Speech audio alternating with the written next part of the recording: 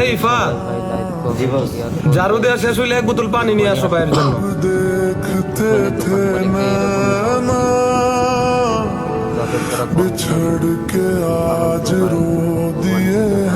আব্বা তুমি এনে আব্বা তো অনেক কান্দে আসি, তুমি ঝাড়ু দিয়েছো কা তোমার কিছু কই নাই।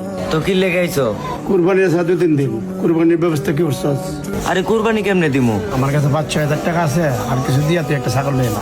একটা ছাগল কিনতে হইলেও তো 16-17 হাজার টাকা লাগবে। 5-6 হাজার টাকা দিয়ে কি আর ছাগল কিনা যাইবো? তাইলে এই বছর কুরবানি দিতাম না বাবা, থাক বাবা থাক। ভাই চলো, বাজারে যাইতে তো চলো। ওবাইদুল্লাহ, আমরা তো কুরবানি দেওয়ার জন্য গরু কিনছি, আমরা তো আর ছাগল লাগতাছে না। আমরা দোকানে যে ইফাত কাজ করে না, ওরা তো কুরবানি দিতে পারবো না। ছাগলের টাকাটা আমি চাইতাছি ইফাতরে বকশিস দিয়ে দিতে, তুই কি কস? হ ভালো হইব, সব হইব। ইফাত ভাইয়া এদিকে আসো।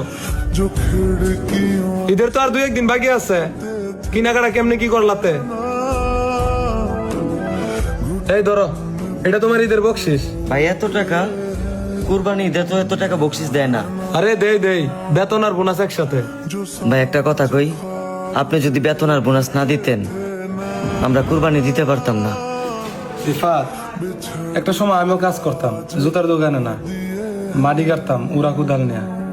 ওই তো এখন জুতার দোকান দিছি। আমি তোমার কষ্টটা বুঝি, কারণ আমি সাফার করে আসছি। জানো, আমি যে জায়গায় কাজ করতাম, মালিকে কোনো সময় আমার 1 কাপ চা খাবার টাকাও দিছে না, সময় আমার ন্যায্য হাজিরাটাও দিছে না।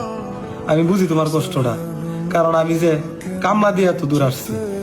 যাও আঙ্কেলের নিয়া ছাগল বা গরু যদি কিনা ফেলো, যাও। বস আপনি না আসলে অনেক বড় মনের মানুষ। আমরা জানি কোরবান মানি ত্যাগ। আপনার একটু ত্যাগের জন্য যদি একটা পরিবারের মুখে হাসি ফোটে, তাহলে করুন না একটু ত্যাগ।